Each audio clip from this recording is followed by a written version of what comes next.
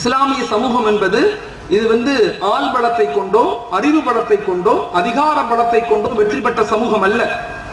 இது தனி மனிதனுடைய கட்டுப்பாடு, அல்லாஹ்வுடைய இணைப்பை கொண்டு வளர்க்கப்பட்ட சமூகம். இது வயிற்றுல கல்லு, சாப்பாட்டுக்கு வழி இருக்காது, சொல்லப்பட்ட வார்த்தை ரோமையும் கிஸ்ராவையும் வெல்லுவோம்னு சொல்லுவாங்க. அடுத்த 12 ஆண்டுகள்ல முஆத் இப்னு ஜபல், காலித் இப்னு வலீத் ரலியல்லாஹு அன்ஹும் 2 பேரும் சைமல்டேனியஸா ஒரே நேரத்துல ரோமையும் கிஸ்ராவையும் வீழ்த்துவாங்க.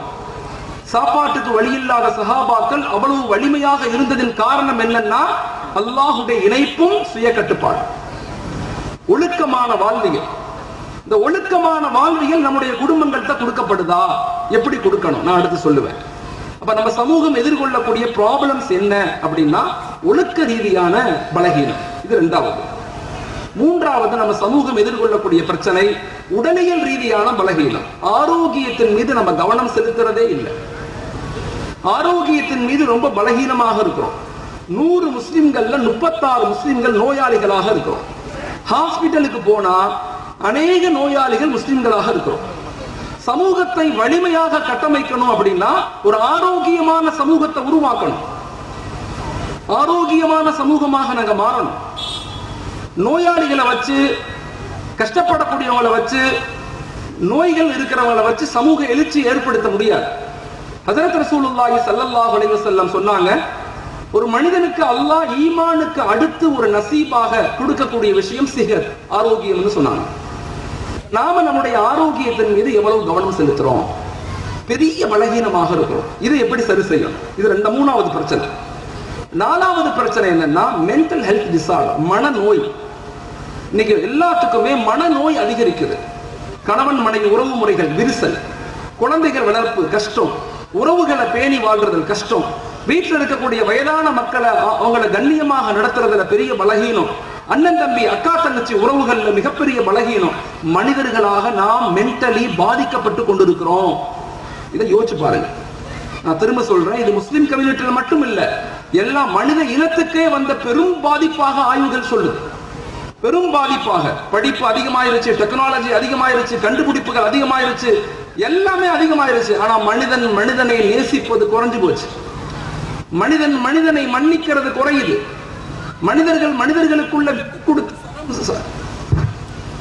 இணைப்பாக வாழுதல்ல குறைவு ஏற்படுது. நாம எப்படி அதை சரி செய்ய போறோம்? அப்ப 4 விதமான ப்ராப்ளத்தை இந்த சமூகம் எதிர்கொள்ளு. நம்முடைய என் பிள்ளையும் சரி, உங்க பிள்ளையும் சரி. அதை எப்படி சரி செய்ய போறோம்? எப்படி நம்ம இதை மீட்டெடுக்க போறோம்? இந்த குழந்தைகளை, இந்த பெண்களை, இந்த வாலிபர்களை எப்படி உருவாக்க போறோம்? வெறுமன குறை சொல்லி மாற்றம் ஏற்படுத்த முடியாது. நல்லா தெரிஞ்சுக்கங்க. எங்க ஊர்ல ட்ரக்ஸ் அதிகமாயிருச்சு, வாலிபர்கள் குடும்பங்களுடைய அந்த நிக்காஹ்ல நிறைய பிரச்சனை வந்துருச்சு, குடும்ப உறவுகள்ல விரிசல் வந்துருச்சு அப்படின்னு சொல்வதை கொண்டு மட்டும் மாற்றம் வராது. அதற்கான முயற்சிகள் என்ன செய்யணும்? அதற்கான இலக்குகள் என்ன? அதற்கான திட்டங்கள் நம்மள்ட்ட என்ன இருக்குது அப்படிங்கிறத பத்தி யோசிக்கக்கூடிய ஒரு ஊராக இது மாறணும். நான் இன்னைக்கு கூட ஒரு ஊர்ல ஜும்மா பயான், ஒரு வில்லேஜ் தான், மாஷா அல்லாஹ். அங்க இருக்கக்கூடிய நிகழ்வுக்கு பிறகு அங்க உள்ள வாலிபர்கள்லாம் வந்து கேட்டாங்க, என்ன செய்யணும்? நாங்க இன்னைக்கு எல்லாத்துக்கும் விழிப்புணர்வு வந்துருச்சு. ஆனா இலக்குகள் வேணும், திட்டங்கள் வேணும். கவலைப்பட்டு பேசி நம்ம கவலை எல்லாம் எப்படி இருக்குன்னா, நியூஸ் பேப்பர் படிக்கும் போது கவலை வரும், நியூஸ் பேப்பர் படிச்சு முடிச்ச உடனே கவலை போயிடும். எங்கேயாவது டிவியில நியூஸ் கேட்டோம்னா கவலை வரும், டீ குடிக்கும் போது கவலை வரும், டீ குடிச்சு முடிச்ச உடனே கவலை போயிடும். எங்கேயாவது ஜும்மாவில் இது போன்ற நிகழ்வுகள்ல யாராவது ஆலிம்கள் வந்து கவலையான முறையில் எடுத்து வைக்கும் போது கவலை வரும், இந்த மீட்டிங் முடிச்சு வெளியே போறோடனே கவலை போயிடும். இந்த விழிப்புணர்வை வச்சு ஒண்ணுமே செய்ய முடியாது. விழிப்புணர்வு எப்படி இருக்கணும்னா கன்சிஸ்டன்சி, இஸ்திக்லாஸ், இஸ்திகாமத், தொடர்படியாக இருக்கணும். என்ன செய்யலாம், அடுத்து என்ன செய்யலாம், அடுத்து என்ன செய்யலாம், அடுத்து என்ன செய்யலாம். அல்லாஹ் குர்ஆன்ல மிக அழகா சொல்லுவான், வலவு கான ரப்புக லியுஹ்லிகல் குரா பிதுல்மி வ அஹ்லுஹா முஸ்லிஹூன். மக்களுக்கு மத்தியில இஸ்லாம் செய்யும் காலமெல்லாம், மக்களை நன்மையின் பக்கம் அழைக்கும் காலமெல்லாம், மக்களை தீமையிலும் தடுக்கக்கூடிய மக்கள் இருக்கும் காலமெல்லாம் அந்த ஊரை, அந்த வில்லேஜ, அந்த நகரத்தை, அந்த சமூகத்தை நான் ஒருபோதும் அழிக்க மாட்டேன், கைவிட மாட்டேன், நான் கஷ்டப்படுத்த மாட்டேன். அல்லாஹ் வாக்குறுதி கொடுக்கிறான். வமா கான ரப்புக லியுஹ்லிகல் குரா பிதுல்மி வ அஹ்லுஹா முஸ்லிஹூன். நம்முடைய கடமை என்னன்னா, நம்ம ஊரை எப்படி வழிபடுத்தணும், நம்முடைய வாலிபர்களை எப்படி உருவாக்கணும், நம்முடைய சமூகத்தை எப்படி மேம்படுத்தி கொண்டு போகணும் அப்படிங்கிற தெளிவான பார்வை நமக்கு தேவை. அதுக்கு ஒரு பிளான், அதுக்கு ஒரு சிஸ்டம், அதுக்கு ஒரு அட்மினிஸ்ட்ரேஷன் மாடல், அதை நோக்கி எப்படி போகிறது அப்படிங்கறத பத்தி நமக்குள்ள பேசணும். அப்ப நாம சமூகத்தினுடைய ப்ராப்ளம் நமக்கு புரிஞ்சிருச்சு. முதல் ப்ராப்ளம் என்ன? கல்ச்சரல் டிக்ளைன், கலாச்சார சீர்கேடு. அவங்க முடிவெற்ற செயலை பாருங்க, அவன் ட்ரெஸ் கோட பாருங்க, அவன் செப்பல் போடுறத பாருங்க, எல்லாமே படங்களை பார்த்து நாடகங்களை பார்த்து தான் அவன் வாழ்க்கையை அமைக்கப்படுது. இன்னைக்கு சோசியல் மீடியா இருக்குது, நம்மளை அறியாம நம்ம வாழ்க்கை நம்மளை அடிமைகளாக மாற்றிக்கொண்டிருக்கு. ஆய்வுகள் சொல்லுது, அடுத்த 10 ஆண்டுகள்ல வருங்கால ஜெனரேஷன் ஒன்று இந்த உலகத்தினுடைய இன்பங்கள்ல மூழ்கடிக்கப்படுவாங்க, அல்லது இந்த உலகத்தினுடைய அதிகாரங்களை பார்த்து அடிமைகளாக மாற்றப்படுவாங்க. நல்லா யோசிச்சு பாருங்க. ஒன்று இந்த உலகத்தினுடைய இன்பங்கள்ல மூழ்கிடுவாங்க. எத்தனை பேர் பயான் பண்ணி எவ்வளவு நேரம் பேசினாலும் மீட்டெடுக்க முடியாது. நல்லா தெரிஞ்சுக்குங்க. உலகத்தினுடைய இன்பங்கள்ல மூழ்கிட்டோம்னா திரும்பி வெளியெடுக்கிறது ரொம்ப கஷ்டம். அல்லது இந்த உலகத்தினுடைய அதிகாரங்களை பார்த்து, இந்த உலகத்தினுடைய அரசியல் கட்டமைப்புகளை பார்த்து பயந்து அடிமைகளாக மாறக்கூடிய சமூகமாக மாறும் சொல்றாங்க. அல்லாஹ் நம்மளை பாதுகாக்கணும். அப்படிப்பட்ட இளம் சமூகத்தை நம்ம உருவாக்கிட கூடாது. இந்த நாடு, இந்த நாட்டு மக்கள், மண், இந்த நாட்டினுடைய விடுதலை, இந்த நாட்டினுடைய ஜனநாயகம், அரசியல் சாசனம், இது எல்லாத்தையும் உருவாக்குறதுல நம்முடைய முன்னோர்களுடைய பங்களிப்பு ரொம்ப பெருசு. இந்த பங்களிப்பு குழந்தைகளுக்கு சொல்லிக் கொடுக்கணும், நம்முடைய வருங்கால சந்ததிகளுக்கு சொல்லிக் கொடுக்கணும். அது நம்முடைய மிகப்பெரிய கடமை. இது ரொம்ப ஆழமாக யோசிச்சு பாருங்க. திரும்ப சொல்றேன், நான் சொல்றதை தயவு செய்து மூளைக்கு கொண்டு போகாதீங்க, உங்க உள்ளத்துக்கு கொண்டு போங்க. உங்க மூளைக்கு கொண்டு போகாதீங்க, உங்க உள்ளத்துக்கு கொண்டு போங்க. அல்லாமா ரூமி ரஹ்மத்துல்லாஹ் அழகா சொல்லுவாங்க, தில் சே பாத் கர், தில் சே சுன்கர், தில் சே தேக்கர். உள்ளத்திலிருந்து பாருங்கள், உள்ளத்திலிருந்து கேளுங்கள், உள்ளத்திலிருந்து பேசுங்கள். சிந்திச்சு பாருங்க. இது நமது ஊர், இது நமது மக்கள், இது நமது ஜெனரேஷன். இவங்களை எப்படியாவது வலிமையாக எப்படி உருவாக்க போறோம், இவங்க பிரச்சனைகள்ல இருந்து எப்படி மீட்டெடுக்க போறோம் அப்படிங்கறத யோசிக்கக்கூடிய சமூகமாக மாறணும். இப்ப இதற்கு நம்முடைய பங்களிப்புகள் என்ன? ஒரு ஜமாத்துடைய பங்களிப்பு என்ன? குடும்பத்துடைய பங்களிப்பு என்ன? நான் குறிப்பாக பெண்களுக்கு நான் சொல்றேன், இந்த சமூகத்தை நீங்க எப்படி உருவாக்கணும் அப்படின்னு சொன்னா, குறிப்பாக ஆலிமாக்கள், நீங்க பட்டம் வாங்கக்கூடிய ஆலிமாக்களுக்கு சொல்றேன், இந்த சமூகத்தை நீங்க எப்படி உருவாக்கணும்னா 4 மனநிலைகள்ல உருவாக்க முயற்சி செய்யுங்க. இந்த 4 மனநிலைகள்ல உருவாக்கினா அந்த 4 விதமான ப்ராப்ளத்திலிருந்து நம்ம சமூகத்தை பாதுகாக்க முடியும். எப்பயுமே பிரச்சனைகளை பேசுவதை விட்டுவிட்டு தீர்வுகளை பேசக்கூடிய மக்களாக மாறணும். பிரச்சனைகளை பேசுவதை விட்டுவிட்டு தீர்வுகளை பேசக்கூடிய மக்களாக இருக்கணும். பிரச்சனை கியாமத்து வரை இருக்கத்தான் செய்யும். ஷைத்தான் இருக்கிற வரைக்கும் உலகத்துல குழப்பங்களும் பிரச்சனைகளும் இருக்கத்தான் செய்யும். அதுக்கு என்ன தீர்வுகள் என்ன, அதை நம்ம எப்படி சரி செய்யணும், அதை நம்ம எப்படி மீட்டெடுக்கணும் அப்படிங்கிறத பேச ஆரம்பிச்சுட்டாவே ஒரு பெரும் மாற்றத்தை ஏற்படுத்த முடியும். மிகப்பெரிய எழுச்சியை நம்ம உருவாக்க முடியும். அப்ப நம்ம என்ன செய்யணும்? குறிப்பாக இங்க பட்டம் வாங்கக்கூடிய ஆலிமா பெண்களுக்கு நான் சொல்லிக் கொள்றேன், சமூகத்தை 4 நிலைகள்ல உருவாக்க முயற்சி செய்யுங்க. ஒன்று, வலிமையான ஈமான சமூகத்துக்கு கொண்டு போங்க. வலிமையான ஈமான், அதான் பேஸ். இஸ்லாமிய சமூகத்தினுடைய மிகப்பெரிய ஆழமான கருத்தியல் அந்த வலிமையான ஈமானுக்குள்ளதான் இருக்கு. ஈமானிய உணர்வில்லாத அறிவு, ஈமானிய உணர்வில்லாத பொருளாதாரம், ஈமானிய உணர்வில்லாத அதிகாரம், அது ஆற்றலாக உலகத்துல மாறாது, அது அழிவத்தான் உலகத்துல கொடுக்கும். நல்ல ஆழமா புரிஞ்சுக்கங்க. ஒரு மரம் இருக்குன்னா அந்த மரத்தினுடைய வேறு ஸ்ட்ராங்கா இருந்தாதான் தண்டு ஸ்ட்ராங்கா இருக்கும். ஒரு மரத்தினுடைய வேறு ஸ்ட்ராங்கா இருந்தாதான் அதுல இருந்து வரக்கூடிய கிளைகள் ஸ்ட்ராங்கா இருக்கும். ஒரு மரத்தினுடைய வேறு ஸ்ட்ராங்கா இருந்தாதான் அதுல இருந்து வரக்கூடிய கனிகளும் பழங்களும் இனிப்பானதாக இருக்கும். ஆனா வேறு கண்ணுக்கு தெரியுமான்னா கண்ணுக்கு தெரியாது. ஈமான்ங்கிற உணர்வு கண்ணுக்கு தெரியாது. அந்த ஈமான் ஸ்ட்ராங் இல்லாத வரைக்கும் தண்டான பொருளாதாரம், கிளைகளான சமூகம், அதிலிருந்து வரக்கூடிய கனிகளான எஜுகேஷன், கல்வி எதுவுமே பயன் தராததாக மாறிடும். இப்ப ஈமானிய உணர்வுகளை சமூகத்தை ஏற்படுத்துங்க. நான் பெண்களுக்கு சொல்லிக் கொள்றேன் சொல்றேன். இப்ப வருங்கால இந்த பட்டம் வாங்கக்கூடிய ஆலிமாக்களுக்கு ஒரு சின்ன நசீஹத் என்ன அப்படின்னு சொன்னா, இந்த சமூகத்தை எந்த மனநிலைகள்ல நம்ம உருவாக்கணும், செயல்கள், இலக்குகள், இது எல்லாத்தோட சேர்ந்து முதலாவதாக மனநிலைகளை நாங்க மாற்றணும். சமூகத்துல மனநிலை மாற்றத்தை கொண்டுதான் சமூகத்தை வலிமையான சமூகமாக மாற்ற முடியும். அப்ப என்ன மனநிலைகள்ல முதல்ல கொண்டு வரணும்? ஒரு வலிமையான ஈமான கொண்டு வாங்க. அது நமக்கு நம்முடைய குடும்பங்கள், நம்முடைய உறவுகள், நம்முடைய ஊர் மக்கள் எல்லா இடத்துலையுமே இந்த வலிமையான ஈமான் கொடுக்கப்படணும். குழந்தைகளுக்கு, பெண்களுக்கு, வாலிபர்களுக்கு, குடும்பங்களுக்கு எல்லாத்துக்கும் இந்த வலிமையான ஈமான், ஈமானிய உணர்வை கொண்டுதான் இன்றைய கால சூழ்நிலையில சமூகத்தினுடைய எல்லா பிரச்சனைக்கும் நம்மளால எதிர்த்து நிற்க முடியும். நல்லா தெரிஞ்சுக்கங்க. சமூகத்தில் ஏற்படுகின்ற பல பிரச்சனைகள், பல குழப்பங்கள், பல மோசமான நிகழ்வுகள், சைத்தானிய ஃபித்னாக்கள் எல்லாத்தையும் நாம எதிர்த்து நிக்கணும்னா எங்கள்கிட்ட ஈமானிய பலம் வேணும். ஈமானிய பலம் இல்லாம இந்த உலகத்துல நம்மளால எதையும் எதிர்த்து நிக்க முடியாதுங்கிறத நம்ம புரிஞ்சுக்கணும். முதல்ல தமிழ் இலக்கியங்கள்ல மிக அழகாக சொல்லுவாங்க, புஜபலமும் புத்தி பலமும் மட்டும் போதாது, ஆன்மீக பலம் வேணும். இந்த உலகத்துல ஒரு வலிமையான சமூக கட்டமைப்பு உருவாக்கப்படணும்னா நமக்கு ஆன்மீக பலம் வேணும். அந்த ஈமானிய உணர்வுகளை சமூகத்தினுடைய எல்லா நிலை மக்களுக்கும் கொண்டு போய் சேர்ப்பது மிக முக்கியமான விஷயம். அந்த ஈமானிய உணர்வை நம்ம எப்படி உணர்றது, அந்த ஈமானிய உணர்வை நாம எப்படி தெரிஞ்சுக்கிறது, அந்த ஈமானிய உணர்வை நம்ம எப்படி அறிகிறது? நான் பேசுறதுனால மட்டும் உங்களுக்கு ஈமானிய உணர்வு யார் பேசினாலும் விளங்காது. ஈமானிய உணர்வு என்பது நமக்கு நாமே ஏற்படும். அது எப்படி ஏற்படுத்துறது? நம் மக்களுக்கு சொல்லிக் கொடுக்கணும்.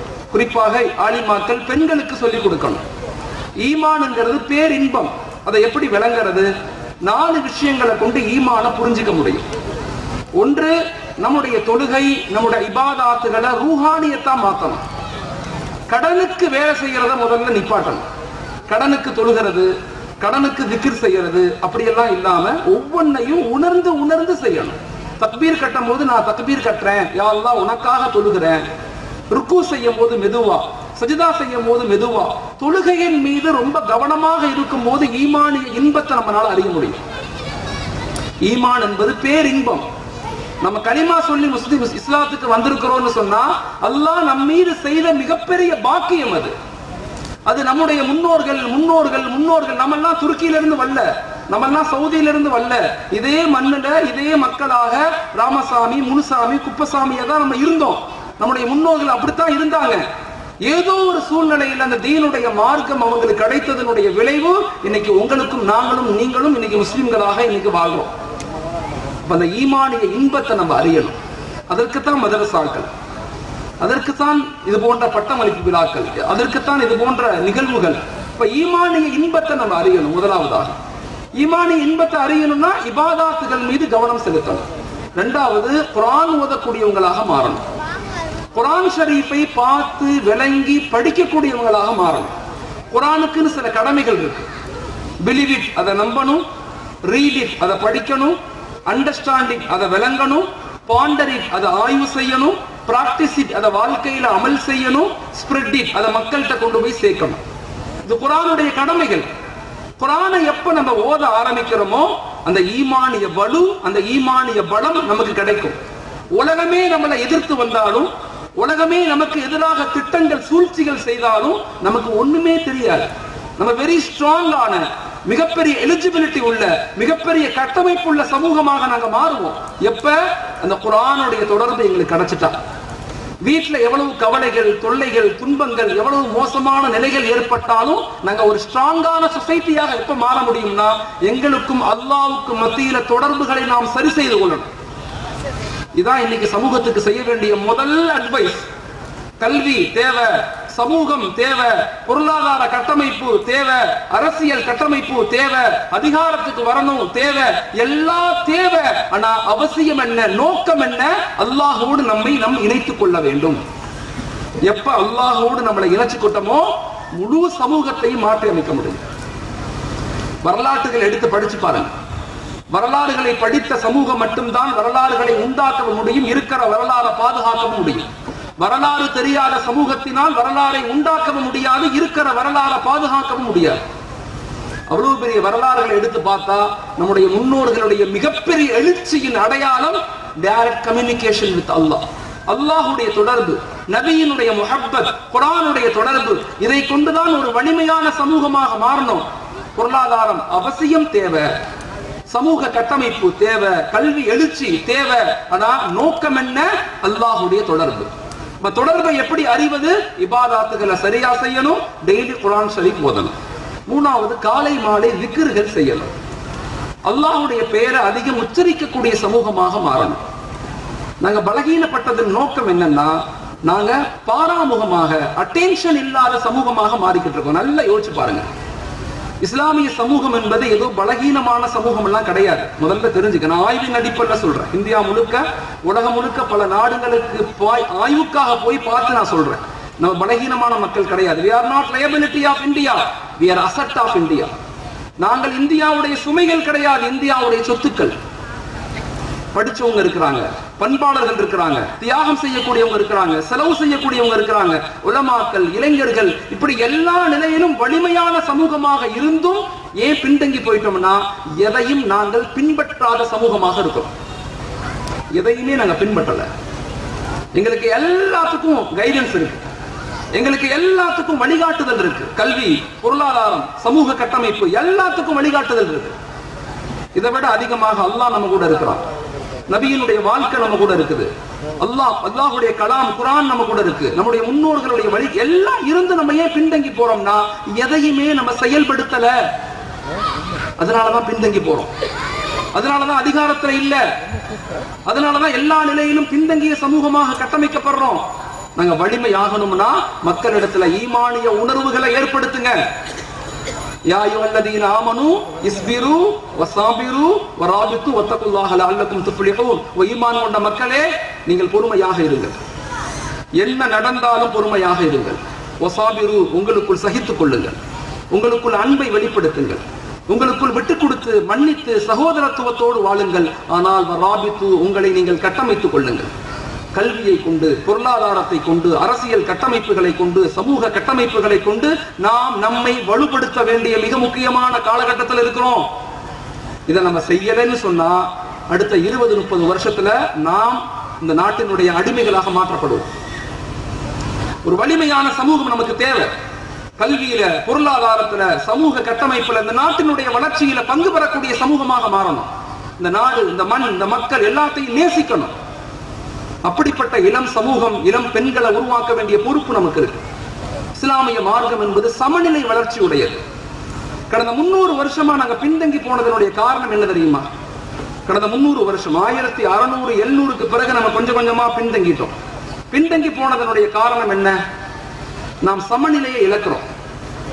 இந்த உலகம் இருக்குது, அல்லாஹ் தஆலா இது ஒரு சமநிலை கோட்பாட்டில் வச்சிருக்கிறோம். சமநிலை தான் இந்த உலகம் இயங்கும்.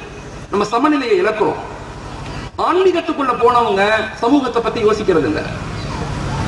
சமூகத்துக்குள்ள போனவங்க பொருளாதாரத்துல ஸ்டெபிலிட்டி ஆகிறது இல்லை. பொருளாதாரம் சம்பாதிக்கணும்னு போனவங்க பிள்ளைங்களை திட்டமிட்டு கல்வியில, அதிகாரத்துல உருவாக்குறது இல்லை. இன்னைக்கு ட்ரெண்ட் என்னன்னா, பிள்ளைங்களை டாக்டர் ஆக்கணும், கலெக்டர் ஆக்கணும், ஜட்ஜ் ஆக்கணும்னு ஆசைப்படுறோம். ஆனா அடிப்படை தீனை கொடுக்கறதே இல்லை. நல்லா யோசிச்சு பாருங்க. நம்ம அடிப்படையை இழக்கிறோம், சமநிலையை இழக்கிறோம். இஸ்லாமிய மார்க்கம் சொல்லக்கூடிய அடிப்படை சமநிலையோடு வளர்ச்சி தேவை. என் தலை மட்டும் பெருசாகுதுன்னா அதுக்கு பேர் வளர்ச்சி இல்லை, நோய். என் கால் மட்டும் பெருசாகுதுன்னா அதுக்கு பேர் வளர்ச்சி இல்லை, நோய். என் கை மட்டும் பெருசாகுதுன்னா அதுக்கு பேர் வளர்ச்சி இல்லை, நோய். வளர்ச்சி என்பது சமநிலையாக இருக்கணும். ஒரு மரத்தை போல, ஒரு மரத்துல வேரும் இருக்கும், தண்டும் இருக்கும், கிளைகளும் இருக்கும், பழங்களும் இருக்கும். அதற்கு பேர் தான் முழுமையான விருட்சம். அதுக்கு பேரு தான் முழுமையான மரம், முழுமையான வளர்ச்சின்னு பேரு. சில பேர் வேரை புடிச்சுக்கிட்டோம், சில பேர் தண்டை புடிச்சுக்கிட்டோம், சில பேர் கிளைகளை புடிச்சுக்கிட்டோம், சில பேர் பழங்கள் மட்டும் வேணும்னு கேட்கிறோம். அதனாலதான் பலகீனப்பட்டு போயிருக்கிறோம். நாங்க இன்னைக்கு ஒரு வலிமையான சமூகமாக மாறணும்னா சமநிலை உள்ள சமூகமாக மாறணும். அப்ப அதனுடைய முதல் பகுதி ஈமானிய இணைப்பு, ஈமானிய தொடர்பு, குர்ஆனுடைய தொடர்பு, நபியினுடைய முஹப்பத். இதை கொண்டுதான் இந்த உலகத்தினுடைய பிரச்சனைகளை, ஃபித்னாக்களை, குழப்பங்களை, அரசியல் சூழல்களை எதிர்த்து நிற்கக்கூடிய ஆற்றல் படைத்த சமூகமாக மாற முடியும். தாய்மார்கள் இதை ரொம்ப ஆழமா விளங்கிக் கொள்ளுங்க. உங்க பிள்ளைகளை உருவாக்குங்க. டாக்டரா, கலெக்டரா, முஃப்தியா, ஆலிமா, ஹாஃபிஸா, சயின்டிஸ்டா உருவாக்குங்க. ஆனா எங்க இருந்து உருவாக்கணும்? மஸ்ஜிதுகள்ல இருந்து உருவாக்குங்க. எங்க இருந்து உருவாக்கணும்? குர்ஆனோடு உருவாக்குங்க. அந்த வலிமையான ஈமான் இன்னைக்கு ரொம்ப தேவை. அந்த வலிமையான ஈமானை கொண்டுதான் ஒரு சமூக கட்டமைப்பை நாம் கூடிய சீக்கிரம் உருவாக்க முடியும். அப்படிப்பட்ட நிகழ்வை ஒவ்வொரு கிராமங்களும் தொடர்ந்து செய்யணும், தொடர்ந்து செய்யணும். திரும்ப சொல்றேன், மாற்றம் இன்னைக்கு பேசி நாளைக்கு வராது. ஒரு வருஷத்துல ஏற்படாது. ஒரு எழுச்சி வரணும் அப்படின்னா குறைஞ்சது 10 வருஷம் ஆகும், அதிகபட்சம் 33 வருஷம் ஆகும். அதுவரையும் நீண்ட இலக்கு, தொடர் பயணம், கடின உழைப்பு, நேர்மறையான சிந்தனையுடைய சமூகத்தை உருவாக்கிக்கிட்டே இருக்கும். மனிதர்கள் நேர்வழி பெறும் வரை சொல்லிக்கொண்டே இருங்க. அவங்க விளங்குற வரைக்கும் சொல்றது நம்முடைய கடமை. உங்க கடமை மக்கள்கிட்ட சொல்றது, என் கடமை யார உள்ள கொண்டு வரணும்னு எனக்கு தெரியும் அல்லாஹ் சொல்றான். நம்ம வேலையை நம்ம கரெக்டா செஞ்சா அல்லாஹ் தன் வேலையை அழகா செய்வான். நம்ம வேலையை நம்ம ஒழுங்கா செய்யலன்னு சொன்னா இன்னல்லாஹ லா யுகையிரு மா பிகௌமின் ஹத்தா யுகையிரு மா பி அன்ஃபுஸிஹிம், நாம் மாறாத வரை சமூகம் ஒருபோதும் மாறாது. முதலாவதாக நம்முடைய இலக்கு என்னன்னா மக்களிடத்துல ஈமானிய உணர்வுகளை ஏற்படுத்தணும். இப்ராஹிம் அதுகும் ரஹ்மத்துல்லாஹி அலைஹி சொல்றாங்க, மக்களை எழுச்சியின் பக்கம், மக்களை விழிப்புணர்வின் பக்கம், மக்களை ஒரு சமூக கட்டமைப்பை நோக்கி நீங்க நகர்த்தும் போது நீங்க செய்ய வேண்டிய முதல் விழிப்புணர்வு மக்களை படைத்தவனோடு அல்லாஹ்வோடு இணைக்க முயற்சி செய்யுங்கள்னு சொல்றாங்க. அப்படி செய்யாம வெறுமன பொருளாதாரத்தை பேசி, வெறுமன கல்வியை பேசி, வெறுமன அதிகாரத்தை பேசினா ஒன்று அந்த மக்கள் கூடும் போது நிறைய கூடுவாங்க, சீக்கிரமே கலைஞ்சு போயிடுவாங்க. அல்லது அல்லாஹுடைய ஞாபகம் இல்லாத முயற்சி என்பது, அல்லாஹுடைய ஈமானிய இணைப்பில்லாத விழிப்புணர்வு என்பது அவர்களுக்குள் சண்டை போட்டு கேவலப்பட்டு காண போயிடுவாங்க. இப்ப எங்களுடைய முதல் இலக்கு, ஒரு ஊரினுடைய முதல் இலக்கே மக்களுக்கு ஈமானிய உணர்வுகளை கொடுங்க. அது எப்படி கொடுக்க முடியுமோ கொடுங்க. குழந்தைகளுக்கு கொடுங்க, மக்தபுகளை ஸ்ட்ராங் செய்யுங்க. பெண்கள் மதரசாக்கள், எல்லா வீட்டு பெண்களையும் மதரசாக்களுக்கு கொண்டு வாங்க. வீடு வீடா போங்க. வீடு வீடா போய் கதவை தட்டாத வரைக்கும் இந்த உம்மத்தை நம்மளால பாதுகாக்கவே முடியாதுன்னு நினைச்சுக்கணும். பாதுகாக்க முடியாது. ஹஸரத் ஸல்லல்லாஹு அலைஹி வஸல்லம் அவங்க அபூஜஹலுடைய வீட்டுக்கு 70 தடவை போயிருக்கிறாங்க. 70 தடவை. ஒவ்வொரு தடவையும் வீட்டுக்கு போய் கதவை தட்டுவாங்க. அபூஜஹல் கதவை திறப்பார். திறந்த உடனே ஹஸரத் ரசூலுல்லாஹி ஸல்லல்லாஹு அலைஹி வஸல்லம் சொல்லுவாங்க, யா அபூஜஹல் கூலு லா இலாஹ இல்லல்லாஹ் தஹலல் ஜன்னah, நீ கலிமா சொல்லு சொர்க்கத்துக்கு போலாமாங்க. அபூஜஹல் ஒண்ணுமே செய்ய, கதவை லாக் பண்ணிட்டு உள்ள வந்துடுவார். டெய்லி இது நடக்கும், டெய்லி நடக்கும். ஒரு நாள் இரவு நைட் நேரத்துல மழை பெய்யுது. கதவு தட்டுறாங்க. அபூஜஹலுடைய வீட்டுக்கு தட்டப்படுது. அபூஜஹலுடைய மனைவி சொன்னாங்க அபூஜஹல்கிட்ட, யாரோ ஒருத்தர் வந்திருக்கிறாரு, மழை பெய்யுது, இரவு நேரம், தேவையுடையவராக இருக்க போறாரு, அவர் என்ன கேட்டாலும் கொடுங்க. அரபுகளுடைய பழக்கம் என்னன்னா வீட்டுக்கு வந்து கேட்டா இல்லைன்னு சொல்ல மாட்டாங்க. வீட்டுக்கு வந்து யாராவது கேட்டா இல்லைன்னு அவங்களுக்கு சொல்ல முடியாது, சொல்ல மாட்டாங்க. அது அரபுகளுடைய கலாச்சாரம். அபூஜஹல் கதவை திறந்தார். திறந்தவன் நபி நிக்கிறாங்க. நபி சொன்னாங்க, கூலு லா இலாஹ இல்லல்லாஹ் தஹலல் ஜன்னah, கலிமா சொல்லி சொர்க்கத்துக்கு போலான்னாங்க. அபூஜஹல் ஒண்ணுமே சொல்ல, கதவை லாக் பண்ணிட்டு உள்ள வந்துட்டாரு. மனைவி கேட்டாங்க, யார் அப்படின்னு கேட்டாங்க. சொன்னாரு, முஹம்மது ஸல்லல்லாஹு அலைஹி வஸல்லம் வந்தார். என்ன சொன்னார்? கலிமா சொல்றார். மனைவி சொன்னாங்க, களிமா தானே, சொல்ல வேண்டியதானே, ஒரு வார்த்தை தானே கேட்கிறாரு, சொல்ல வேண்டியதானே. அபூஜஹல் சொன்னாரு, ஒரு வார்த்தையாக இருந்தா நான் எப்போதே சொல்லியிருப்பேன், அவர் ஒரு பெரும் வாழ்க்கையை சொல்றாரு, என்னால் அப்படி வாழ முடியாதுன்னு சொன்னார். மக்களை சந்திங்க, வீடு வீடா போங்க, மக்களுடைய கதவை தட்டுங்க. இன்னைக்கு மிக முக்கியமான ஒரு காலகட்டத்தில் வசிக்கிறோம். மிக முக்கியமான ஒரு காலகட்டத்தில் நம்ம வசிக்கிறோம். அல்லாஹ் சூரத்துல் யாசீன்ல சொல்லுவான், லிதுன்திர கௌமம் மா உன்திர ஆபாவுஹும் ஃபஹும் காஃபிலூன், மக்களுக்கு எச்சரிக்கை செய்யப்படும் போதெல்லாம், மக்களே நீங்கள் மாறிக்கொள்ளுங்கள், மக்களே உங்க சமூகத்தை பாதுகாத்துக் கொள்ளுங்கள், உங்களுடைய குழந்தைகளை, மனைவி மக்களை அல்லாஹ்வுக்கு பிடித்தமானவர்களாக மாற்றிக்கொள்ளுங்கள் என்று சொல்லும் போதெல்லாம், லிதுன்திர கௌமம் மா உன்திர ஆபாவுஹும் ஃபஹும் காஃபிலூன், அவர்கள் கஃலத்தான முறையில யார் சொல்லியும் கேட்காம என்ன நடக்க போகுது, வாழ்ந்தரலாம், எப்படியாவது வாழ்ந்தரலாம் அப்படின்னு வாழ்ந்துட்டு பொடுபோக்காக கண்டுகொள்ளாம, கேர் பண்ணாம, கேர்லெஸ்ஸா வாழ்ந்துட்டா என்ன நடக்கும்னு அடுத்த ஆயத்தில் அல்லாஹ் சொல்றான், லகத் ஹக்கல் கவுலு அலா அக்ஸரிஹிம் ஃபஹும் லா யுமினூன், பின்னால வரக்கூடிய சமூகத்துக்கு ஈமான் கிடைப்பதே அரிதாக போயிரும் சொல்றான். அதிகமான மக்களுக்கு ஈமான விட்டு வெளியே போயிடுவாங்க. யகூதியின மக்கள் வீழ்ந்து போனதின் காரணம் அதுதான். நசாரா மக்கள் வீழ்ந்து போனதின் காரணம் அதுதான். இந்த சமூகத்தினுடைய பெரிய ப்ராப்ளம் என்னன்னு சொன்னா கஃப்லத், பொடுபோக்காக பார்த்துக்கலாம். இங்க யாரும் வேணும்னு செய்ய மாட்டோம். எல்லாத்துக்கும் ஈமானிய ஒளி நம்மள்ட்ட இருக்குது, ஈமானிய வெளிச்சம் நம்மள்ட்ட இருக்குது, ஈமானிய கவலை, சமூக கவலை எல்லாத்துக்குமே இருக்குது. ஆனா நம்ம என்ன சொல்றோம், நாளைக்கு பார்த்துக்கலாம், அப்புறம் பார்த்துக்கலாம், அடுத்த வாரம் பார்த்துக்கலாம், இப்படின்னு நாட்களை கடத்துறோம். திடீர்னு மரணம் நிகழ்ச்சுன்னா ஒண்ணுமே செய்ய முடியாது. அதனால தயவு செய்து குடும்பங்களை அன்புசக்கும் அஹ்லீக்கும் நாரா, உங்களையும் உங்களுடைய குடும்பத்தார்களையும் நரக நெருப்பை விட்டு பாதுகாத்துக் கொள்ளுங்க. மிக முக்கியமான காலகட்டத்தில் வாழ்றோம். எங்களுடைய சமூகம் முன்னாடி எல்லாம் பாவம் செய்யறதுக்கு ரொம்ப தூரம் போகணும் ஆஜியா. இப்ப பாவம் செய்யறதுக்கு ரொம்ப தூரம் போகல, பாவங்கள் எல்லாம் கைக்குள்ள வந்துருச்சு.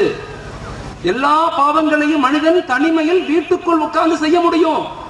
எல்லா பாவங்களையுமே வட்டி வாங்க முடியும், ஏமாத்த முடியும், அசிங்கமான விஷயங்கள்ல ஈடுபட முடியும், துரோகம் செய்ய முடியும். எல்லாமே வெளியே போக தேவையே இல்லை. ஒரு ரூமும் ஒரு போனும் இருந்தா போகும். மனிதன் உலகத்துல செய்யக்கூடிய எல்லா பாவங்களையும் மனிதன் செய்ய முடியும். தயவு செய்து மக்களுக்கு விழிப்புணர்வு கொடுங்க. உடைய குடும்பங்களை பாதுகாத்துக் கொள்ளுங்க. நம்ம வாழ்க்கையில கஷ்டப்படுறது, சம்பாதிக்கிறது எல்லாமே நம்ம குழந்தைகளுக்கு தான், நம்ம பிள்ளைங்களுக்கு தான். ஆனா அந்த பிள்ளைங்களை நேர்மையாக ஒழுக்கமாக உருவாக்கணும்னா அல்லாஹ் நம்மளை பாதுகாக்கணும். இந்த வாழ்ந்த வாழ்க்கையினுடைய அர்த்தம் தெரியாத வாழ்க்கையாக மாறும். நான் ஒரு செல்வந்தர் வீட்டுக்கு போனேன், ஒரு மீட்டிங் அழைப்பு கொடுக்கறதுக்கு. பேசிக்கிட்டு இருக்கோம் ரெண்டு பேரும். அவர் வீட்டு மாடியில் சத்தம் கேட்குது. எனக்கு ஒரு பெரிய செல்வந்தர், அவர் சத்தம் கேட்குது. நான் கேட்டேன், ஹாஜியா என்ன சத்தம் கேட்குது, என்ன பிரச்சனைன்னு கேட்டேன். அவர் சொன்னார், ஒண்ணும் இல்லை மோனா, ஒண்ணும் இல்லை அப்படின்னு சொன்னார். ஒரு தடவை, ரெண்டு தடவை, 3 தடவை கேட்டோம். நான் திரும்பி கேட்டேன், ஹாஜியா யாருக்கும் உடம்பு சரியில்லையா அப்படின்னு கேட்ட உடனே அழுகிறார், தேம்பி தேம்பி அழுகிறார். நான் கேட்டேன், ஏன் ஹாஜர் அழுகிறீங்க? மரோனா, என் மகன் தான், என் மகன் மேல சத்தம் வர்றான், என் மகன் மௌத்தாகும்படி துவா செய்யுங்கன்னு சொன்னார். என் மகன் மௌத்தாகும்படி. ஏன் அப்படின்னா டெய்லி குடி, டெய்லி ஷரா வந்து என்ன அடிச்சு, என் மனைவியை அடிச்சு, அவங்க அம்மாவை அடிச்சு, அவங்க பொண்டாட்டியை அடிச்சு, வாழ்க்கையே நரக வாழ்க்கையாக இருக்கு. பல பேருடைய வாழ்க்கை இப்படித்தான் இருக்குது. வெளியிருந்து பார்க்கும் போது பெரிய வீடு, பெரிய பங்களா, பெரிய காரு. ஆனா வீட்டுக்குள்ள ஈமானிய தொடர்பில்ல, ஒரு ஒழுக்கமான வாழ்வியல் இல்லைன்னா ஒரு மனிதனுடைய வாழ்க்கை நரகமா தான் மாறுது. தயவு செய்து குடும்பங்களுக்கு ஈமானிய இணைப்பை கொடுங்க. அல்லாஹ்வுடைய நெருக்கத்தை ஏற்படுத்துங்க. அதுதான் நம்முடைய பலம், அதுதான் நம்முடைய முன்னேற்றம். அதை கொஞ்சம் ஆழமாக சிந்திச்சு யோசிச்சு பாருங்க, சிந்திச்சு யோசிச்சு பாருங்க. அல்லாஹ் நம்ம கூட இருக்கும் போது நமக்கு என்ன கஷ்டம் வந்துட போகுது? படைத்தவன் நம்ம கூட இருக்கும் போது நமக்கு என்ன கஷ்டம்? ஆனா படைத்தவனோடு நம்ம பேசுறதே இல்லை.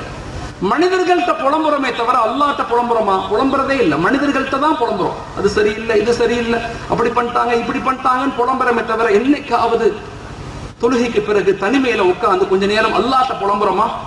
புலம்புறதில்லை. அங்கதான் நிம்மதி கிடைக்கும், அங்கதான் தைரியம் கிடைக்கும், அங்கதான் மனிதனுக்கு வீரம் கிடைக்குது, அங்கதான் உலகத்தை எதிர்த்து நிற்கக்கூடிய ஆற்றல் அது எங்க இருக்குன்னா அல்லாஹ்ட்ட மட்டும்தான் கிடைக்கும். அப்படிப்பட்ட வலிமையான ஈமான சமூகத்தை, மனநிலை உள்ள சமூகத்தை உருவாக்க ஆலிமாக்கள் முயற்சி செய்யுங்க. இது முதல் விஷயம். இரண்டாவது விஷயம், ஒரு ஒழுக்கமான வாழ்வியல் குடும்பங்களை உருவாக்குங்க.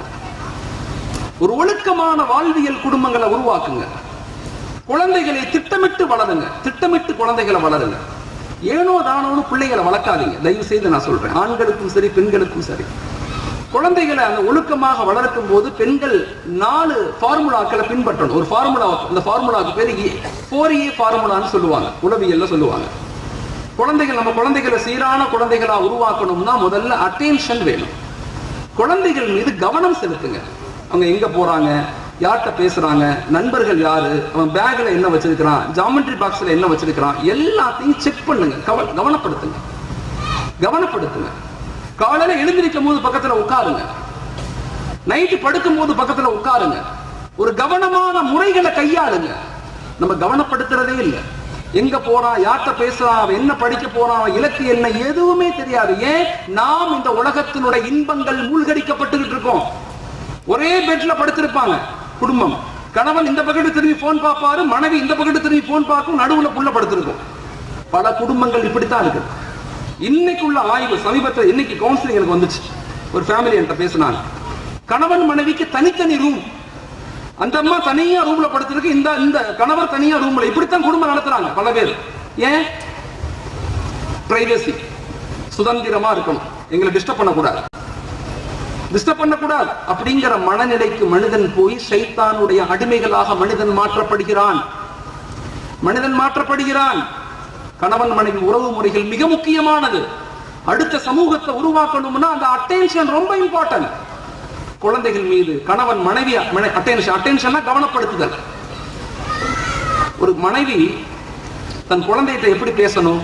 அத்தாவை பத்தி, தம்பி அத்தா நமக்காக வெளிநாட்டுல கஷ்டப்படுறாங்க, சிரமத்துக்கு உள்ளாகிறாங்க, நமக்காக இரவு பகலாக உழைக்கிறாங்க, அத்தா மீது கண்ணியமா இருக்கணும், அத்தாவுக்காக துவா செய்யணும், அத்தாட்ட மரியாதையா நடந்து கொள்ளணும். ஒரு அம்மா தன்னுடைய குழந்தைகளை சொல்லி சொல்லி வளர்க்கணும், அத்தாவை ஹீரோவா காட்டணும். ஒரு அத்தா குழந்தைகிட்ட எப்படி பேசணும்னா, தம்பி பாப்பா நம்ம அம்மா நமக்காக ரொம்ப சிரமம் எடுத்துக்கிறாங்க, நமக்காக சமைச்சு கொடுக்குறாங்க, நமக்கு உடம்பு சரியில்லைன்னா பாத்துக்கிறாங்க, நம்ம துணிகளை துவைச்சு கொடுக்குறாங்க, அவங்க வாழ்க்கையை நமக்காக அர்ப்பணிக்கிறாங்க, அவர்களை கண்ணியமா பார்த்துக்கணும், அவங்கள்ட்ட சண்டை போடக்கூடாது, அவங்களுக்கு ஒபே பண்ணணும், அவங்கள்ட்ட மரியாதையா நடந்து கொள்ளணும் அப்படின்னு ஒரு அத்தா தன் மகனுக்கு சொல்லி சொல்லி வளர்க்கணும். இதுதான் சமூக கட்டமைப்பு. ஒரு சமூக மாற்றம் சும்மா எல்லாம் வெளியாகாது. போராட்டம் நடத்தினா, புரட்சி பண்ணா, கொடி பிடிச்சு போனாலும் சமூக எழுச்சி அடைஞ்சிராது. Responsibility start with me and you. நம்முடைய குடும்பங்கள்ல இருந்து மாற்றங்கள் ஏற்படணும், என்னிலிருந்து மாற்றம் ஏற்படணும், நம்முடைய குடும்பங்கள்ல இருந்து மாற்றம் ஏற்படும். That is called attention. கவனம் படுத்துங்க, கவனப்படுத்திக்கிட்டே இருங்க. அப்பப்ப கவனிங்க, எங்க போறாங்க, யார்கிட்ட பேசுறாங்க, எங்க வர்றாங்க.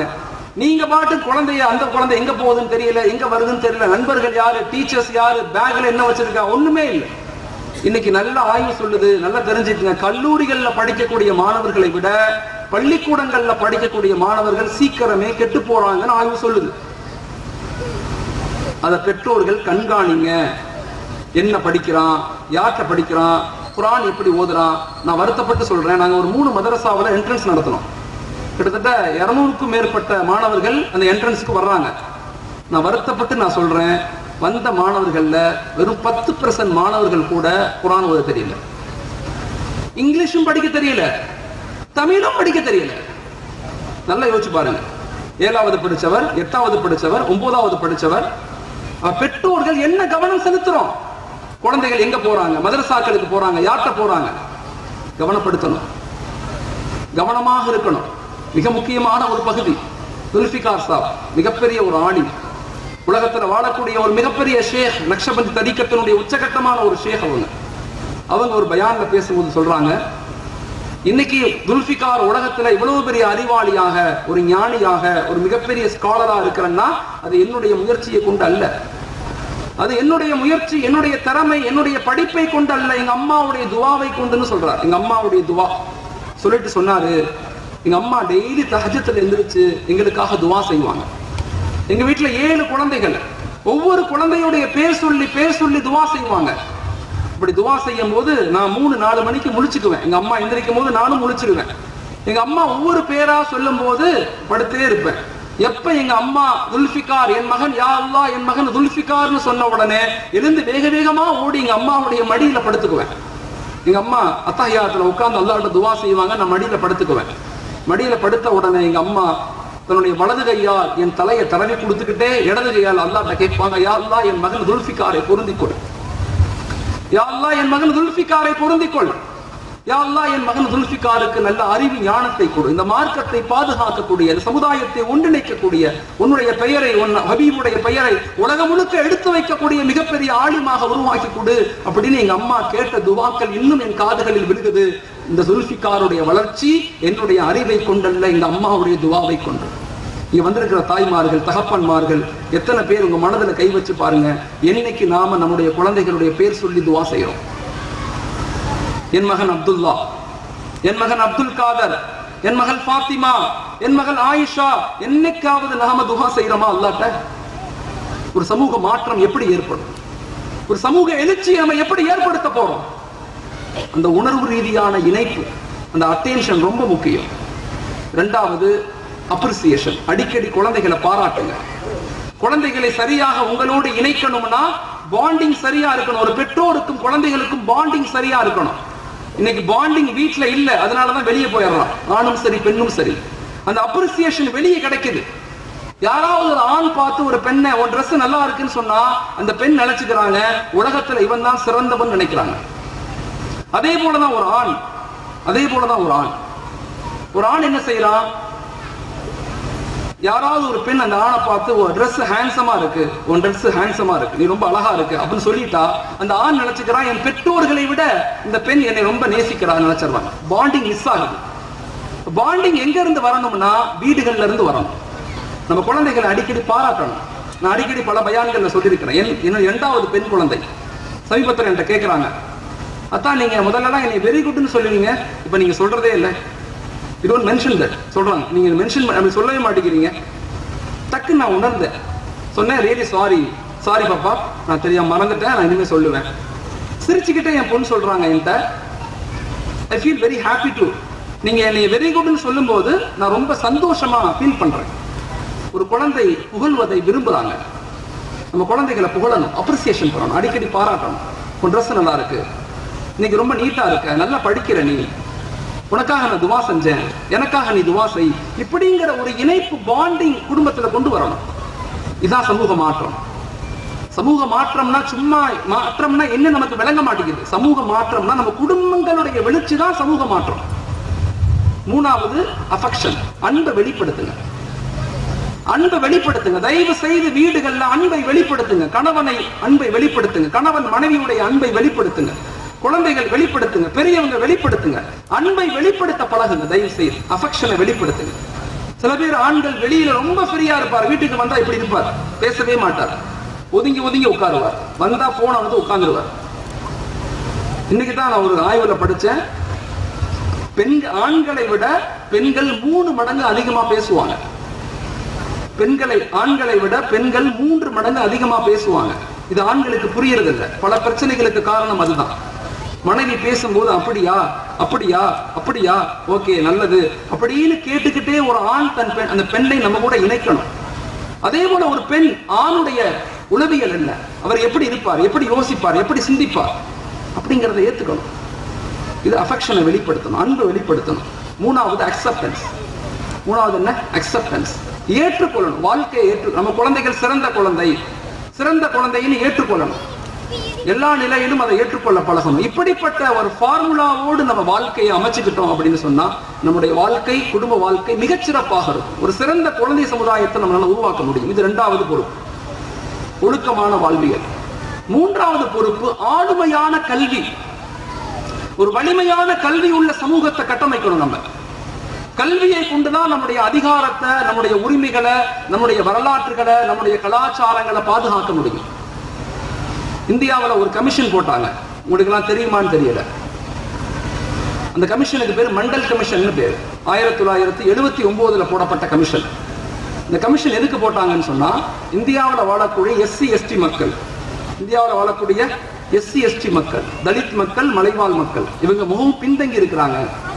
இவங்களை வலுப்படுத்தாம இந்தியாவை வலுப்படுத்த முடியாதுன்னு சொல்லி இவங்களுக்கு ரிசர்வேஷன் கொண்டு வந்தாங்க, இடஒதுக்கீடு. அந்த இடஒதுக்கீடுக்காக ஒரு கமிஷனை போட்டு, அந்த கமிஷன் 1979 அந்த கமிஷனை இம்ப்ளிமெண்ட் பண்ணாங்க, மண்டல் கமிஷன். அந்த கமிஷன் வந்து சொன்னிச்சு, இவங்களுக்கு 27% இடஒதுக்கீடு கொடுக்கணும்னு கமிஷன் ரிப்போர்ட் சொல்றது பார்லிமெண்ட்ல. ஆனா அங்க இருக்கக்கூடிய பார்லிமெண்ட்ல உயர்ஜாதி மக்கள் அதை அங்கீகரிக்க மறுக்கிறாங்க, ஏற்றுக்கொள்ளல. அந்த நாடார் சமூகம் எல்லாம் அதுக்குள்ள வந்தாங்க. நாடார் சமூகம் 50 வருஷத்துக்கு முன்னாடி எப்படி இருந்தாங்கன்னா, தொட்டா தீட்டு பாத்தா தீட்டுன்னு இருந்தாங்க.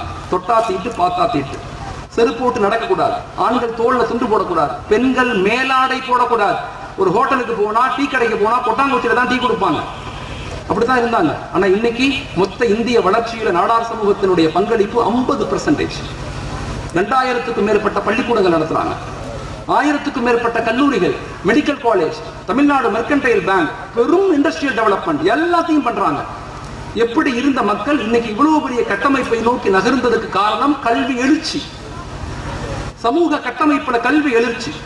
இப்ப 1979 போடப்பட்ட கமிஷன் 14 வருஷம் கழிச்சு இம்ப்ளிமெண்ட் செய்யப்பட்டுச்சு. 1992 இம்ப்ளிமெண்ட் செய்யப்பட்டுச்சு. அதுக்கப்புறம் தான் இடஒதுக்கீடு கொடுத்தாங்க கீழ் ஜாதி அந்த மக்களுக்கு. ஆனா நமக்குன்னு சில கமிஷன் போட்டாங்க.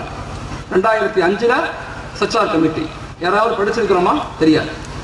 2008 ரங்கநாதன் மிஸ்ரா கமிட்டி, 2010 குண்டு கமிட்டி, திரும்பி 2012-13 மாதவ மேனன் கமிட்டி. முஸ்லிம்களுடைய மேம்பாடு, இந்தியாவுடைய முஸ்லிம்கள் வலிமையாக கல்வியில, பொருளாதாரத்துல, வேலை வாய்ப்புல, சமூக நிலையில உருவாக்கப்படணுங்கிற ஆழமான கருத்தியலோடு கமிட்டி போடப்பட்டுச்சு. இங்க வந்திருக்கிற யாராவது நம்ம அந்த கமிஷனை படிச்சிருக்கிறோமா? அது என்ன சொல்லப்பட்டிருக்குன்னு கேட்டுரும் தெரியாது நமக்கு. வாழ்க்கையை வாழ்ந்து போய்கிட்டே இருக்கிறோம். ஆனா இன்னும் நார்த் இந்தியா போல சவுத் இந்தியா இல்ல. South very strong, better than north. உண்மையிலேயே வலிமையாக இருக்கிறோம். நம்ம இந்த வலிமையை இன்னும் வலிமைப்படுத்தணும். எப்படி? கல்வியை கொண்டு, அதிகாரத்துல வர்றதை கொண்டு. இங்க நிறைய இந்த பக்கத்து நான் ஒரு 10 நாள் ஒரு ஆய்வுக்காக போயிருந்தேன், ரிசர்ச்சுக்காக. தஞ்சாவூர், கும்பகோணம், மயிலாடுதுறை, நாகப்பட்டினம், திருவாரூர், இந்த 5 மாவட்டங்கள்ல ஆய்வுக்காக போயிருந்தோம். இந்தியாவுடைய தமிழகத்தினுடைய இங்க இருக்கக்கூடிய FDI சொல்லுவாங்க, ஃபாரின் டைரக்ட் இன்வெஸ்ட்மெண்ட். அதாவது அந்நிய நாட்டில இருந்து மற்ற நாடுகள்ல இருந்து அங்க பணம் சம்பாதிச்சு நம்ம நாட்டுக்கு அனுப்புறதுனால நம்ம நாட்டு வளர்ச்சி 37% ஃப்ரம் வளர்ச்சி எங்க இருந்துன்னா இந்த டெல்டா பகுதிகளில் இருந்து வருது. ஆனா நாம அதை சரிவர அங்கீகரிச்சு சரிவர ஆர்கனைஸ் பண்ணி உருவாக்க முடியுதானா? உருவாக்க முடியல. இங்க இருக்கக்கூடிய மக்களை எப்படி கட்டமைக்கணும்? நிறைய பேர் ஃபாரின்ல இருக்கீங்க. அந்த ஃபாரின்ல போகக்கூடியவங்க படிச்சுட்டு போறீங்களா, எம்ப்ளாய்மெண்ட்டுக்கு போறீங்களா? நல்லா யோசிச்சு பாருங்க. படித்த சமூகமாக எப்படி கட்டமைக்க போறோம்? இன்னைக்கு துபாயில, கத்தார்ல, அரபு நாடுகள்ல, சிங்கப்பூர்ல, மலேசியாவில் இருக்கக்கூடிய மக்கள் வெறுமன எம்ப்ளாயா இருக்கிறாங்க. ஆனா கேரளீஸ் உடைய வளர்ச்சி எப்படி இருக்குன்னு பாருங்க. இப்ப கல்வியை எப்படி கொடுக்கணும், இதை பத்தி நம்ம யோசிக்கணும். இதை ஒரு நாள் நான் இப்ப பேசுறதுனால மட்டும் உங்களுக்கு புரிஞ்சிடாது. இதுக்கு ஒரு நீண்ட இலக்கு வேணும், தொடர் பயணம் வேணும், கடின உழைப்பு வேணும், நேர்மறையான சிந்தனைகள் வேணும், நீண்ட ப்ராசஸ் வேணும். திரும்ப திரும்ப திரும்ப முயற்சி செய்யணும். நாடார் சமூகத்தை பத்தி நான் சொன்னேன். 40 வருஷத்துக்கு முன்னாடி எப்படி இருந்தாங்க, அவங்க வளர்ச்சிக்கான காரணத்தை பத்தி அவங்க ஆய்வு, கருப்பா காவியமான ஒரு புத்தகம் எழுதியிருக்கிறாங்க. நாங்க எப்படி வளர்ந்தோம்னு சொல்லி. அதுல இங்க வளர்ச்சிக்கு முழுக்க முழுக்க காரணம் எங்க தாய்மார்கள். கடந்த 40 ஆண்டுகளாக அதிகாலை 4 மணிக்கு எழுந்திருத்து எங்க சமூகத்தை கட்டமைச்சது எங்க பெண்கள் தான் சொல்றாங்க. இப்ப நாங்க கல்வி ரீதியாக சமூகத்தை எப்படி வலிமைப்படுத்தணும், என்னென்ன துறைகள்ல கொண்டு போகணும், பெண்களை என்ன துறைகள்ல கொண்டு போகணும், ஆண்களை என்ன துறைகள்ல கொண்டு போகணும், வெறுமன வேலையாளா கூலியாளா நம்ம மாறக்கூடாது. ஒரு வலிமையான படித்த சமூகமாக மாறணும். அப்படிப்பட்ட இளம் சமூகத்தை உருவாக்க வேண்டிய பொறுப்பு நமக்கு இருக்கு. இந்த ஊர்கள்ல இருக்கக்கூடிய பெரியவங்க, தலைவர்கள், பொறுப்புதாரிகள், வெளிநாட்டுல பிசினஸ் பண்ணக்கூடியவங்க, அவங்களை ஆர்கனைஸ் பண்ணணும். இந்த மேற்பண்ணை காட்டுல இருந்து இளைஞர்கள் எப்படி உருவாக்கப்படணும். இங்க பக்கத்துல ஆவணம், அரசர்குளம், காசிம் புதுப்பேட்டை, அருந்தாங்கி போன்ற பகுதிகளுடைய மக்களை ஒன்றிணைக்கணும். இந்த நாட்டினுடைய வளர்ச்சியில, இந்த நாட்டினுடைய உருவாக்கத்துல நாங்க எப்படி பங்களிப்பை அதிகப்படுத்தணும். இந்த நமது நாடு, இது நமது மக்கள், நமது தேசம் அப்படிங்கிற ஆழமான கருத்தியலை நோக்கி நகர்த்தணும்னா வலிமையான பொருளாதாரம், வலிமையான கல்வி, வலிமையான சமூக கட்டமைப்பு வேணும். ஹஜ்ரத் ரசூலுல்லாஹி ஸல்லல்லாஹு அலைஹி வஸல்லம் மக்காவிலிருந்து மதீனாவுக்கு வந்து செய்த முதல் விஷயம் அதுதான். மக்களை அல்லாஹ்வோடு இணைத்தாங்க. இரண்டாவது, அன்சாரிகளையும் முஹாஜிர்களையும் இணைத்து சமூக கட்டமைப்பை ஏற்படுத்தினாங்க. முஹாஜிர்களையும் அன்சாரையும் இணைத்து கூட்டு பொருளாதாரத்தை உருவாக்குனாங்க. தலபுல் இல்மி ஃபரீலத்துன் அலா குல்லி முஸ்லிம், கல்வி அனைவருக்கும் கட்டாய கடமைங்கிற ஆழமான கருத்தியலோடு பயணிச்சாங்க. நாங்க நபி ஸல்லல்லாஹு அலைஹி வஸல்லத்தை எப்படி பார்க்கிறோம்னா, வெறுமனே தொழுகை சொல்லி கொடுத்தாங்க, ஓத சொல்லி கொடுத்தாங்க, இது மாதிரி சொல்லிக் கொடுத்தாங்கன்னு நினைக்கிறோம். இல்ல, உலகத்தினுடைய எல்லா வாழ்க்கை முறையும் சொல்லிக் கொடுக்கப்பட்டுச்சு. அதனால 3வது நம்முடைய பொறுப்பு, தயவு செய்து வலிமையான கல்வியை சமூகத்துக்கு கொடுங்க. 4வது மிக முக்கியமான விஷயம், சோசியல் ரெஸ்பான்சிபிலிட்டி, சமூக பொறுப்புள்ளவர்களா உருவாக்குங்க. இந்த தேசம் நம்முடையதுங்கிற உணர்வுகளை கொடுங்க. தேசத்தினுடைய வளர்ச்சியில, வரலாற்றில் நம்முடைய முன்னோர்கள் என்ன தியாகம் செஞ்சாங்கன்னு சொல்லிக் கொடுங்க இளைஞர்களுக்கு. இப்படி இல்லாம போய்கிட்டே இருந்துச்சுன்னா மிகப்பெரிய மோசமான நிலைக்கு வந்த பிறகு ஒண்ணுமே செய்ய முடியாது. நான் அடிக்கடி எங்க நண்பர்களுக்கு சொல்லுவேன், நாம் நன்றாக இருக்கும் போதே நாம் நன்றாக உருவாகி கொள்ள வேண்டும். நாம் நசுக்கப்பட்ட பிறகு நம்மால் உருவாகவே முடியாது. நாம் நன்றாக இருக்கும் போதே மொத்த இந்தியாவில் சவுத் இந்தியாவுடைய பங்களிப்பு இருக்குதே 46%. மொத்த இந்திய வளர்ச்சியில சவுத் இந்தியா, தமிழ்நாடு, கேரளா, கர்நாடகா, ஆந்திரா, தெலுங்கானா, பாண்டிச்சேரி, இந்த 6 ஸ்டேட்டும் சேர்ந்து மொத்த இந்திய வளர்ச்சியில 46% கொடுக்கிறோம். ஜிடிபி, உள்நாட்டு உற்பத்தி, மனிதவள மேம்பாடு, வரி, ஜிஎஸ்டி எல்லாமே இங்க வெரி ஸ்ட்ராங். நாங்க இன்னும் ஸ்ட்ராங் ஆகணும். இது போன்ற கிராமங்கள் திட்டமிடணும். இந்த நாட்டினுடைய வளர்ச்சியில பங்களிப்பு அதிகரிக்கணும். நம்முடைய மாணவர்களை அதிகாரத்துல கொண்டு போய் சேர்க்கணும். வெளிநாட்டுக்கு போறாங்களா, நல்ல படித்தவர்களாக மாற்றி பயிற்சி கொடுத்து அனுப்புங்க. சும்மா டிரைவரா, டீ கடைக்கு பியூனாலாம் அனுப்பாதீங்க. நல்ல வலிமையாக மாற்றி அனுப்புங்க. அங்கெல்லாம் என்ன டெக்னாலஜி தேவைப்படுது, டெக்னாலஜி மாறுது, உலகம் மிகப்பெரிய வளர்ச்சியை நோக்கி நகருது. அந்த வளர்ச்சியை நோக்கி நகரும் போது நாமும் சேர்ந்து டெக்னாலஜிக்குள்ள போனா மட்டும்தான் நம்ம ஊரை, நம்ம சமூகத்தை, நம்ம மார்க்கத்தை, நம்முடைய ஷரியத்தை நம்மளால பாதுகாக்க முடியும். இல்லைன்னா பாதுகாக்க முடியாது. பலகீனமான மக்களை கொண்டு ஒண்ணுமே செய்ய முடியாது. பலமான மக்களை கொண்டுதான் மாற்றங்களை ஏற்படுத்த முடியும். அதனால சமூக பொறுப்புள்ளவர்களாக நாங்க மாறணும். ஒரு ஏழை இல்லாத ஊர், அனைவருக்குமான உணவு, அனைவருக்குமான வேலை வாய்ப்பு அப்படிங்கிற ஊராக இந்த மேற்பண்ணை காடை நாங்கள் மாற்றுவோம். பற்றி உள்ள அநேக கிராமங்களை இணைத்து அவங்களுக்குள்ள நல்ல தொப்புள் கொடி உறவுகளோடு இணைந்து ஒரு சமூக கட்டமைப்பை நாங்கள் உருவாக்குவோம் அப்படிங்கிற உணர்வுகளை ஏற்படுத்துங்க. முயற்சிகளை செய்யுங்க, பயப்படாதீங்க. செய்ய முடியுமா, ஏற்றுக்கொள்வாங்களா, அதை பத்தி எல்லாம் யோசிக்காதீங்க. பயணிக்க ஆரம்பிங்க, முயற்சி செய்ய ஆரம்பிங்க. எப்ப முயற்சி செய்ய ஆரம்பிக்கிறோமோ வழிகள் தானாக திறக்கப்படும். இதெல்லாம் செயல்படுத்தணும்னா ஆண்களும் சரி பெண்களும் சரி 4 குவாலிஃபிகேஷனை வளர்த்துக்கங்க. இதுதான் மிக முக்கியமானது. இவ்வளவு செய்ய சொன்னதை செயல்படுத்தணும். சும்மா பயான் பேசிட்டு போறதல்ல, இதை செயல்படுத்தணும். இப்ப என்ன செய்யணும்? முதல்ல மக்களிடத்துல அன்பாக பேசுங்க, அதிகாரமா பேசாதீங்க. அடுத்தவங்களுடைய குறைகளுக்கு பின்னால போகாதீங்க. அடுத்தவங்களுடைய குறைகளுக்கு பின்னால போனா நமக்கு நல்ல மௌத்து வந்ததாக சரித்திரம் இல்லை. இன்றைய கால சூழ்நிலையில மக்களை மன்னிச்சு ஏற்றுக்கொண்டு அன்பு செலுத்தி அரவணைச்சு வாழ முயற்சி செய்யுங்க. இன்ன காலத்திலையும் நாங்க பிரிஞ்சிருப்போம், அங்க அவங்க எப்படி இருக்காங்க, நாங்க இப்படி இருப்போம், பிரிஞ்சு வாழோம்னா காணா போயிடுவோம். நம்ம காணா போறது மட்டும் இல்ல, நம்முடைய ஜெனரேஷன் இந்த நாட்டினுடைய அடிமைகளாக மாற்றப்பட்டுருவாங்க. எல்லாம் பாதுகாக்கணும். அதனால எல்லா இடத்துலையுமே அன்பை வெளிப்படுத்துங்க, அரவணைச்சு வாழுங்க. 2வது, வாழ்க்கையை ஏற்றுக்கொள்ளுங்க. அக்செப்டன்ஸ். பயப்படாதீங்க. எல்லா நிலையிலும் வாழ்க்கையை ஏற்றுக்கொள்ளுங்க. எது நமக்கு கிடைச்சதோ அது சிறந்ததுன்னு நினைங்க. இல்லாத ஒண்ண, கிடைக்காத ஒண்ணு நினைச்சு வருத்தப்பட்டு வாழ்க்கை இருக்கிற வாழ்க்கையை நரகமாக மாத்திக்காதீங்க. இது 2வது. 3வது, எல்லாத்தையும் மன்னிச்சிடுங்க. எல்லாத்தையும் மன்னிச்சு வாழுங்க. குறிப்பாக உறவுகளை பேணி வாழுங்க. சமீபத்துல ஒரு ஹாஜியார் என்கிட்ட வந்தார். போன வருஷம் நான் ஹஜ்ஜுக்கு போறேன், துவா செய்யுங்கன்னு சொன்னார். நான் நல்லா போயிட்டு வாங்கன்னு சொன்னேன். சொல்லிட்டு நான் கேட்டேன், ஹாஜியார் எல்லாத்தையும் சொல்லிட்டீங்களான்னு கேட்டேன். சொல்லிட்டேன் மௌலானா, எல்லாத்தையும் சொல்லிட்டேன் அப்படின்னு சொன்னார். நான் சொன்னேன், நல்லா யோசிச்சு பாருங்க மௌலானா, என் தங்கச்சிட்ட மட்டும் சொல்லலை அப்படின்னு சொன்னார். என் தங்கச்சிட்ட சொல்லலை. ஏன் ஹாஜியா? எனக்கும் என் தங்கச்சி வீட்டுக்கும் சண்டை, 16 வருஷம் பேச மாட்டோம் நாங்கள் 2 பேரும் சொன்னார். நான் சொன்னேன், தயவு செய்து ஹாஜியார், ஹஜ்ஜுக்கு போறீங்க, உங்க தங்கச்சியை பார்த்துட்டு போங்க. ரத்த பந்தத்துல பெண் ரத்த சொந்தம் மிக முக்கியமானது.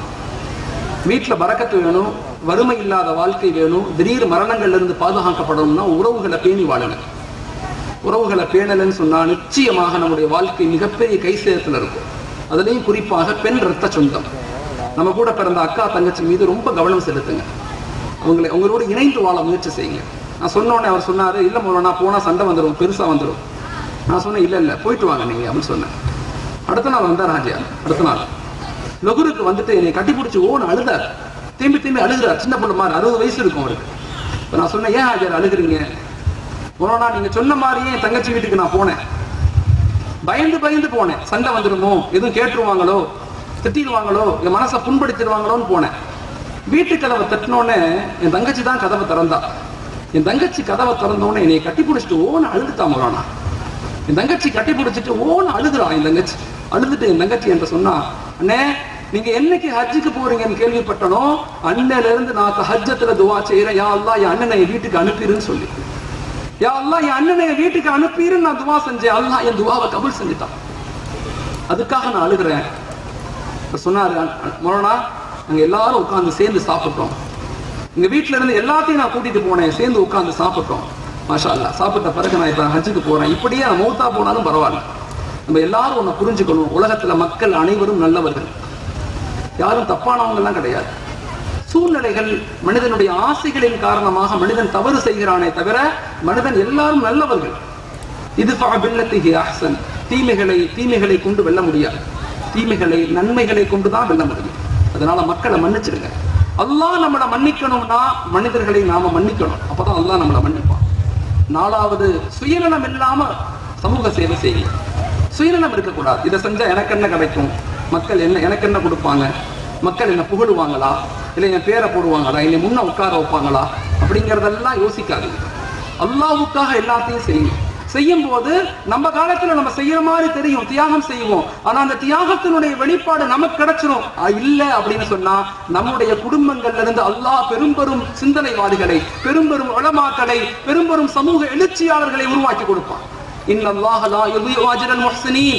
யார் உலகத்தில் தியாகம் செய்கிறார்களோ, சமூகத்திற்காக, மக்களுக்காக, தீனுக்காக தன் வாழ்க்கையை, தன் நேரத்தை, தன் செல்வத்தை, தன் காலங்களை யார் செலவழிக்கிறார்களோ அவர்களுடைய கூலியை அல்லாஹ் ஒருபோதும் விடமாட்டான். சும்மா விட்டுற மாட்டோம். நம்ம காலத்துல நடக்கும், ஒருவேளை இல்ல அப்படின்னா நம்முடைய வருங்காலத்தில் நடக்கும். ஈன்றவன் வினை அவன் ஈன்றவனுக்கு, தமிழ் இலக்கியத்தினுடைய உச்சகட்டமான விளக்கம் அது. ஈன்றவன் வினை அவன் ஈன்றவனுக்கு. அது யாராக இருந்த நன்மை செய்தால் நன்மை வரும், தீமை செய்தால் தீமை வரும். அதனால பெற்றோர்கள் நாம நேர்மையான வாழ்க்கையை, நல்ல வாழ்க்கையை வாழ்ந்து இந்த ஊரை, இந்த மக்களை, இந்த சமுதாயத்தை வலிமையாக உருவாக்க முயற்சி செய்யணும். குறிப்பாக இந்த ஊரை இளைஞர்கள் மீது ரொம்ப கவனம் செலுத்துங்க, பெண்களின் மீது கவனம் செலுத்துங்க, குழந்தைகள் மீது ரொம்ப கவனம் செலுத்துங்க. உங்களுக்காக நான் துவா செய்யறேன், எனக்காக நீங்க துவா செய்யுங்க. ஜஸாக்குமுல்லாஹ். அஸ்ஸலாமு அலைக்கும் வரஹ்மத்துல்லாஹி தஆலா வபரகாத்துஹு.